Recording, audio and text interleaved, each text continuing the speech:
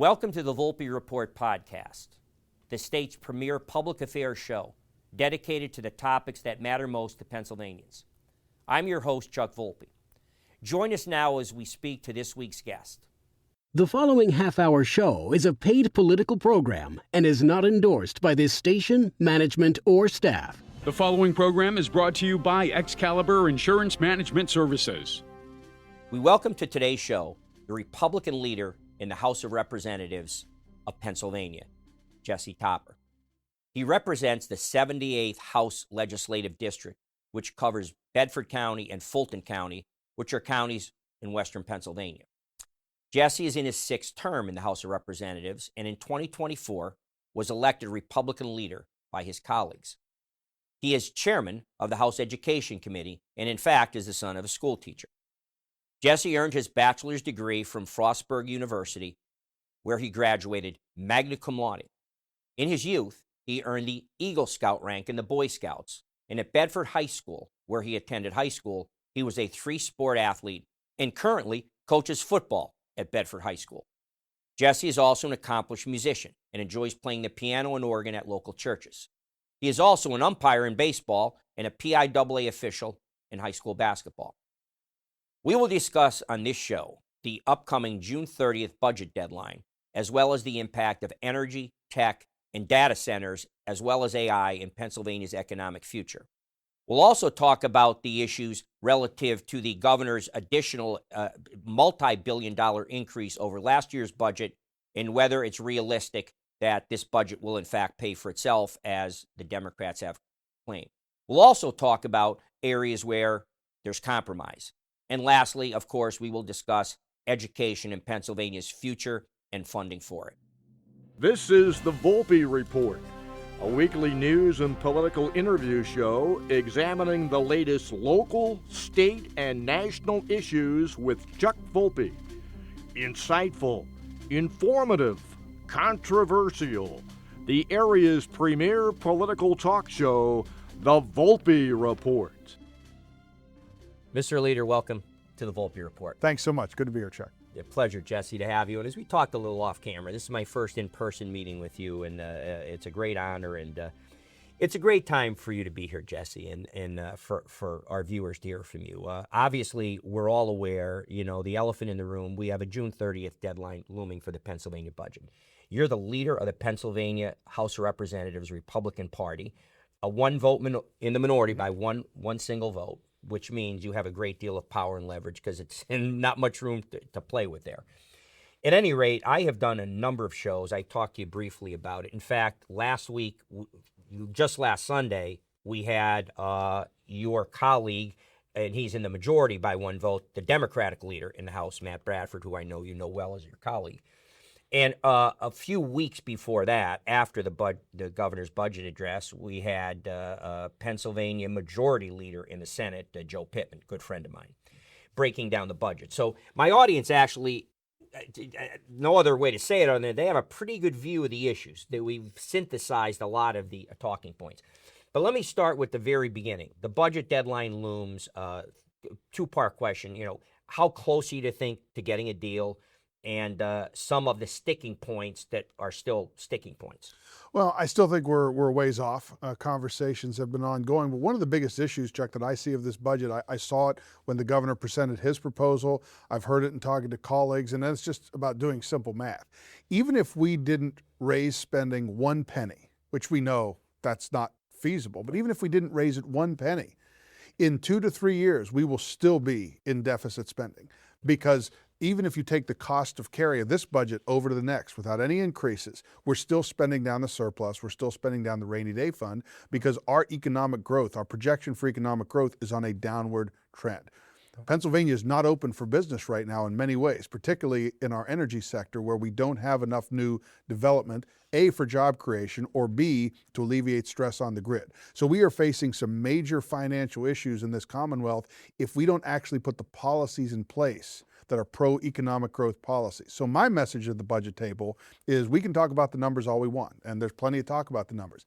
None of it add up in a couple of years if we don't create more jobs, family-sustaining jobs, and have business grow in Pennsylvania, which means this year we might be able to find a way to put some Band-Aids on it and paper over it and come up with a number that gets us through this year.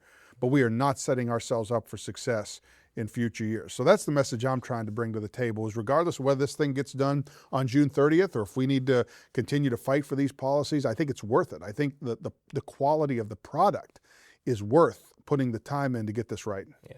Well, you make great points, Jesse, and not surprisingly, your esteemed colleague, Senator Joe Pittman, made similar points. Obviously, Democratic leader Matt Bradford just last week was talking different points.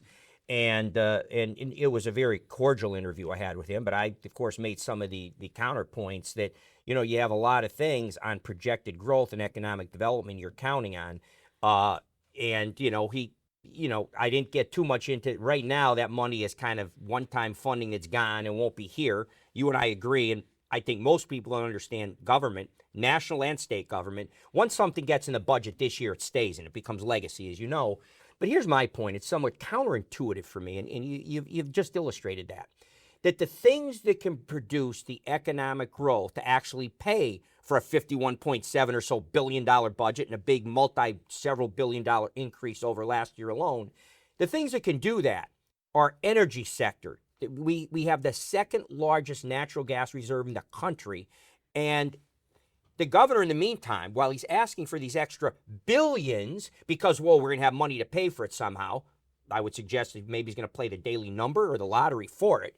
But how he could actually pay for it, the counterintuitive part is he is in court right now trying to enforce Reggie, which he campaigned against and said, he wouldn't do that. And, of course, he lied and reneged on that. And now I just understand that, in fact, I talked about this with Leader Bradford. He has a PACER program, which is a Pennsylvania custom-tailored cap-and-trade tax on Pennsylvania citizens that he's pushing in his budget. Well, if you're not going to untap the energy sector to pay for this huge increase in the budget, where's this money going to come from? If you want to bring stability and reliability to the energy market, then we will stop pursuing the Regional Greenhouse Gas Initiative, Reggie. And not only will we stop pursuing that, we will get out of that and we will not have anything that looks, sounds, or smells like it on the table. PACER, press, whatever the governor wants to put forward. That instability is why there are no natural gas development, why there's no natural gas development going on here. There's no new builds in terms of natural gas, coal. We were able to see one in Homer City. One of the reasons is because we needed it for a data center, and the administration stepped back and allowed permits to go through, things that we should be doing throughout the Commonwealth, not just targeting any specific areas. But if we don't have that kind of growth in the energy sector, which we see, by the way, in Ohio and West Virginia. So it's not as though it's not happening. And it's not as though it's not happening in our neighbor states. It's just not happening here. And if you ask any of the energy producers, the reason they say there are no new builds here is because of this black cloud of Reggie and the instability of the market that's hanging over them. So number one, you have to get rid of that. Number two, we actually have to build pipelines to move the product. Us not talking, I say every time I don't hear the governor, and he doesn't often talk about natural gas. It'd be like the governor of Iowa not talking about corn. This is what we have here. This is the resource that we have readily available to us. We absolutely must take advantage of that if we want to see the kind of economic growth that we're going to need, not just to sustain his spending, but to sustain the current level of spending in the budget. Otherwise, in a few years, you will see either massive cuts, which some could argue could certainly happen, or you're going to see the most massive tax increase in the history of Pennsylvania. Right. And in the meantime, while that happens, because the grid is being stretched in terms of its reliability, you're also going to be seeing costs go up for consumers and eventually rolling brownouts, blackouts, our constituents flipping on light switches and nothing happening. And oh, by the way, at that point, everybody should be looking for a new job.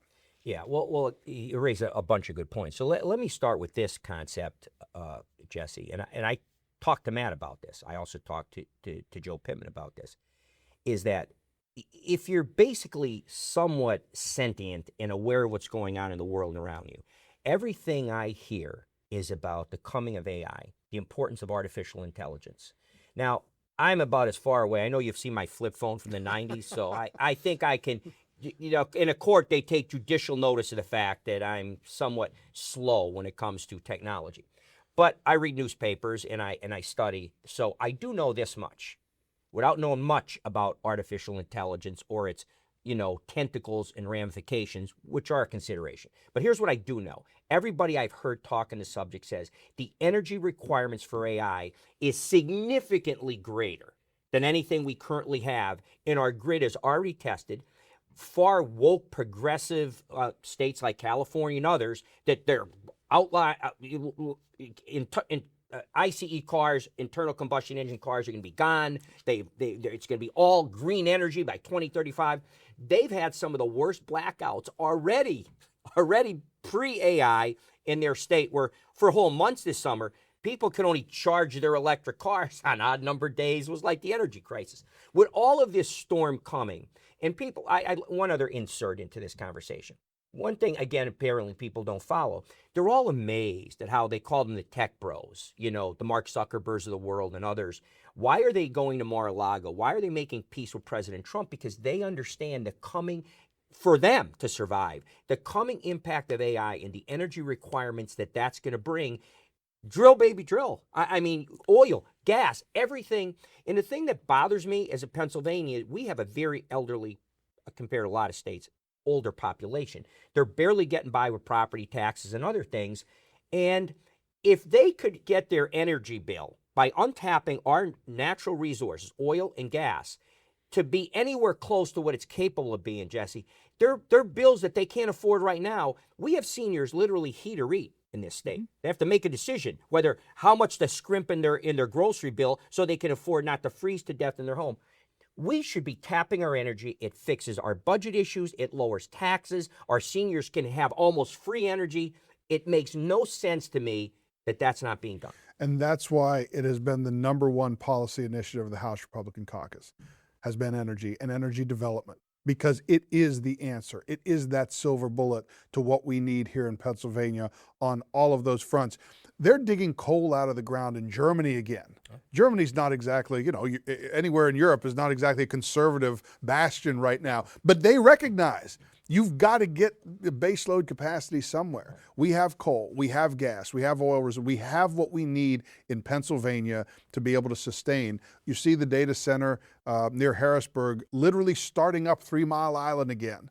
So that they can have the power directly sourced to a data center. You can talk all you want about recruiting data centers in. If there's no power here for them, they're not coming. Those jobs are going to go somewhere else. And when it comes down to it, what we have to be about in state government is providing the opportunity for everyone to succeed. We can't guarantee success for businesses or individuals. We shouldn't be in that business. Right. We should be in the opportunity creating business. You have the opportunity to succeed in Pennsylvania. And right now, with our tax structure, our regulatory environment, our anti-growth models that we're putting out there on energy, we simply will not attract businesses. We have, just from the tax reform standpoint, I've had a bill, one of my colleagues has it now this year, to eliminate the accelerated sales tax, something that was a cash grab under the Rendell administration. Goes back to what you said about legacy. It was always supposed to be temporary. Of course it wasn't temporary. We still have businesses paying on what they guess their sales might be to get money to Harrisburg quicker. Even something like eliminating that, which I've been working on that the last several budget cycles, which would make things so much better for our businesses in Pennsylvania. Even getting something like that done has been very difficult. These are the policy items that must be on the budget table if we want to move Pennsylvania forward in terms of economic growth. We can't just keep talking about the numbers, because Chuck, the numbers will not add up if we don't change our trajectory in Pennsylvania. Well, we're coming up on our break, Jesse, but before that, I've heard from a number of sources that our conversation could be happening in a vacuum as far as the Democrats are concerned. Their silver bullet is legalize marijuana. That's it. That covers all the ills and all that. So I'd like to get your take on, and they make the argument, well, all the other states around us, contiguous states, it's legal for recreational, small amounts for recreational use. And the revenue here, I remember hearing decades ago at this point, when we legalized gambling, with all the potential dangers with gambling addiction and the effect it can have on families and because of debt from gambling, with all of those downsides, it was the silver bullet, the panacea for the next foreseeable future. We're going to put surplus budget, all the money we need.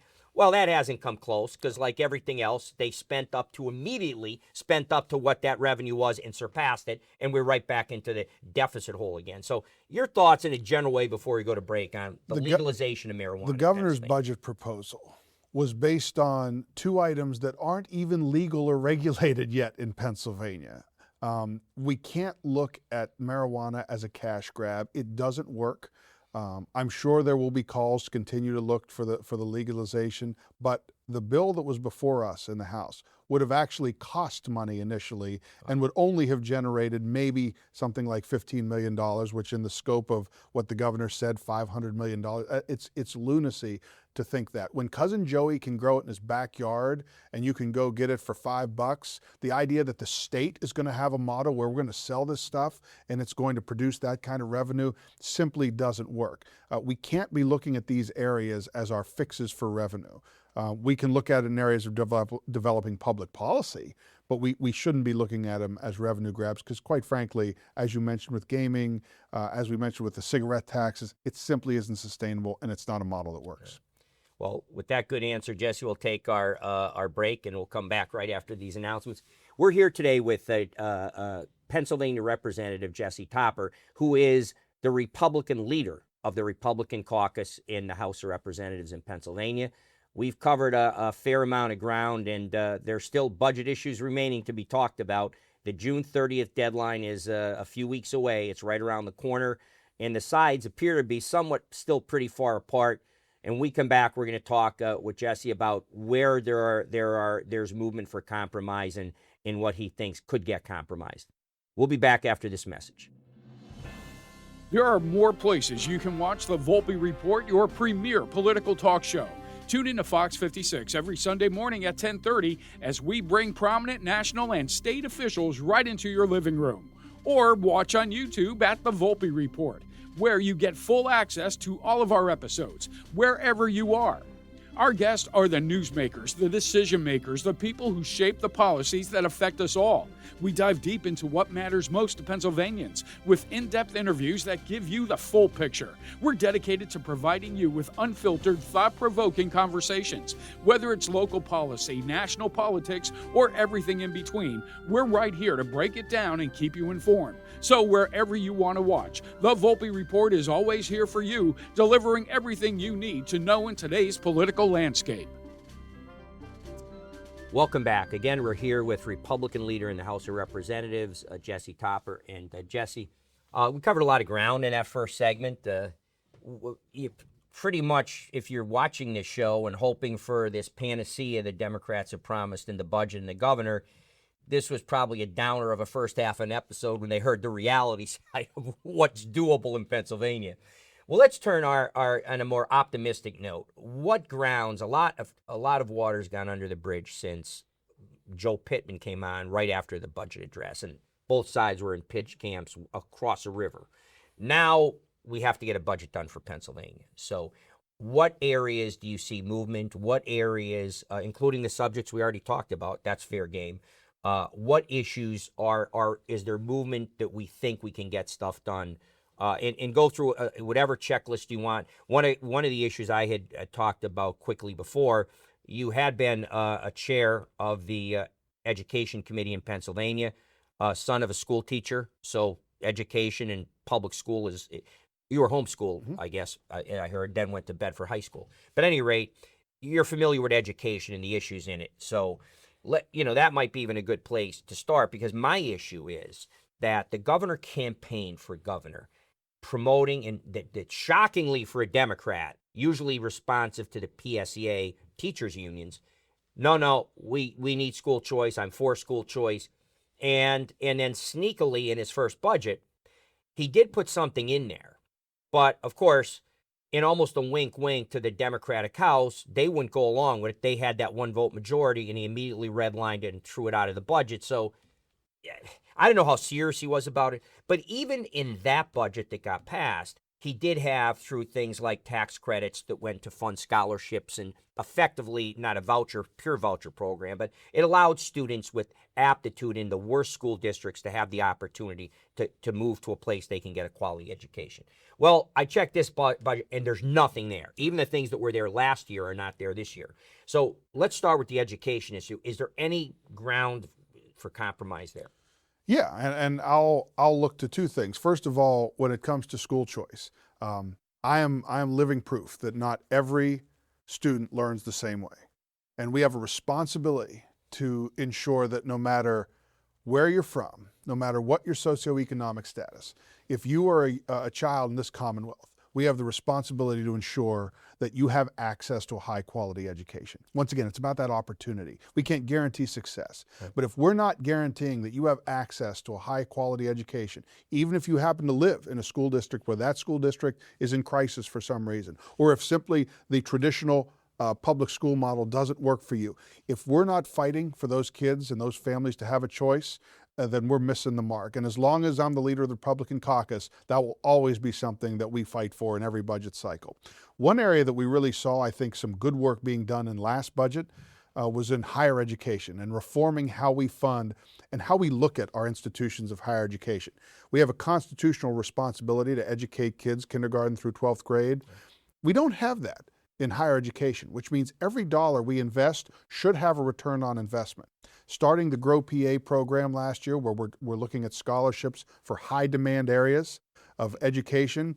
And if you stay and live in Pennsylvania and work in Pennsylvania, 5 years post-graduation, that's a scholarship. If you leave and you take the education elsewhere, that's fine, but you got to pay it back as a loan. Trying to incentivize people to use their skills and stay and raise their families and work here in Pennsylvania. That's a big thing that we were able to get done last year. And then we're able to build on it this year with the Performance-Based Funding Council, which for our R1 universities that are, we call them our non-preferreds, our state-related universities, Pitt, Penn State, and Temple, that quite frankly have been a lightning rod of some issues over the last few years.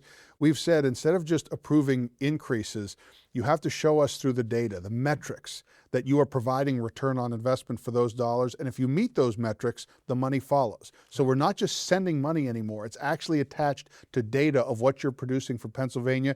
These are transformational ideas in funding higher education, and we've been able to get that done. I chaired that Performance-Based Funding Council, and the report that came out of that was a unanimous one. All four caucuses and the administration approved it. So I think in terms of how we fund higher education, how we can reform these systems, there's been some progress made, and I'm hoping to continue to see that, because education at every level, is a huge part of our budget. And if we don't get our arms around it and figure out ways to reform the system, then that's a runaway train that we have to get a hold of.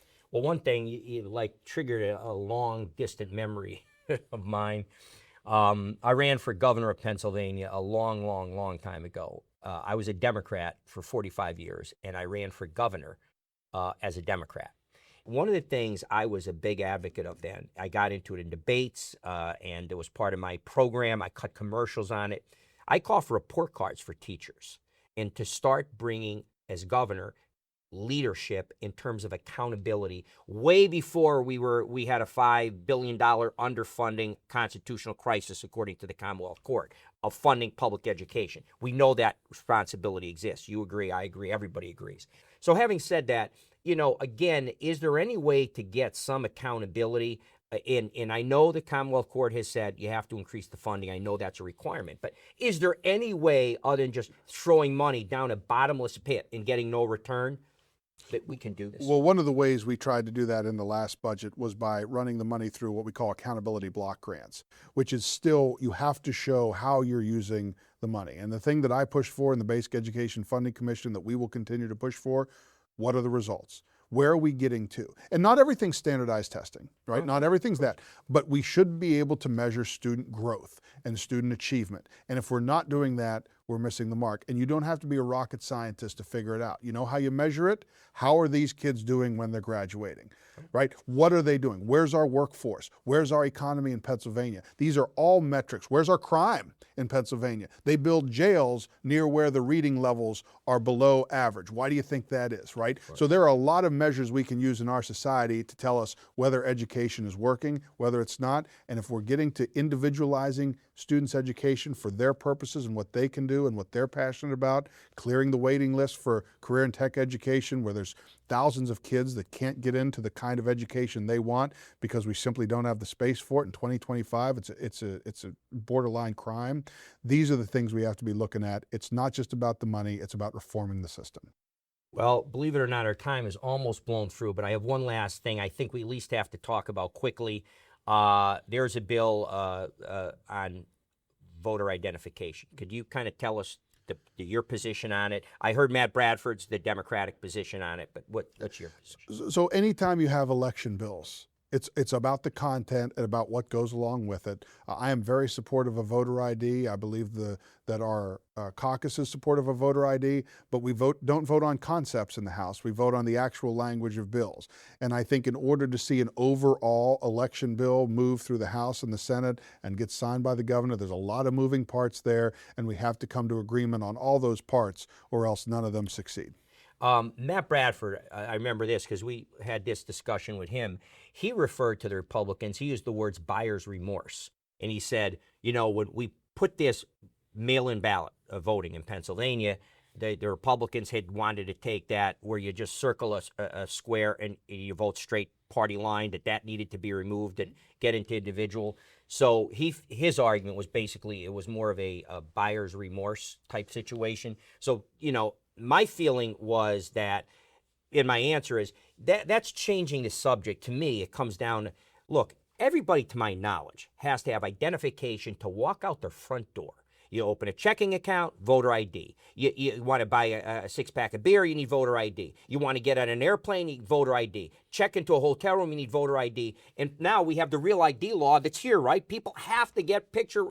They already have ID. What's the big deal about presenting it to be able to actually get a mail-in ballot or to do those things and to restore some, let's say, coverage on the issue of are our elections fair and is there cheating going on? Are people voting that shouldn't be? That would go a long way to reassuring citizens that we're getting legitimate outcomes. It's building back trust. And if there's any remorse that we have from the election laws that have been passed, it's that every safeguard that was put in those laws was thrown out by an activist court or changed by the Department of State during COVID.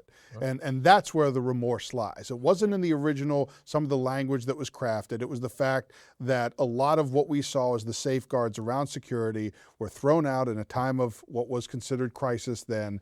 And that's why there's so little trust in the legislature to come together on any kind of election bill, because it's not just about, well, you guys want this, we want that. Well, what happens when it goes in and the courts decide, well, we like what this is, but not this?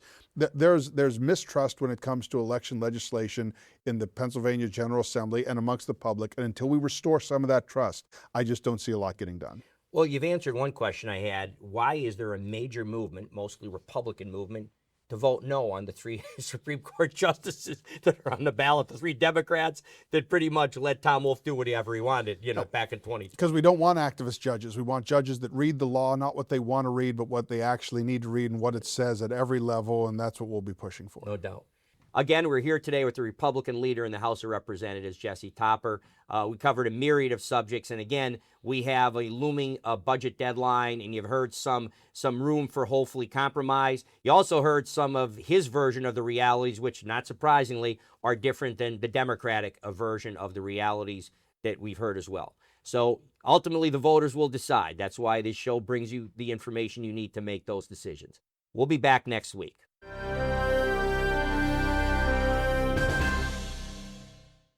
Thanks for joining us for this edition of the Volpe Report podcast. Be sure to visit our YouTube and Facebook pages for upcoming episodes. You can catch up on the Volpe Report podcast on your favorite podcast provider.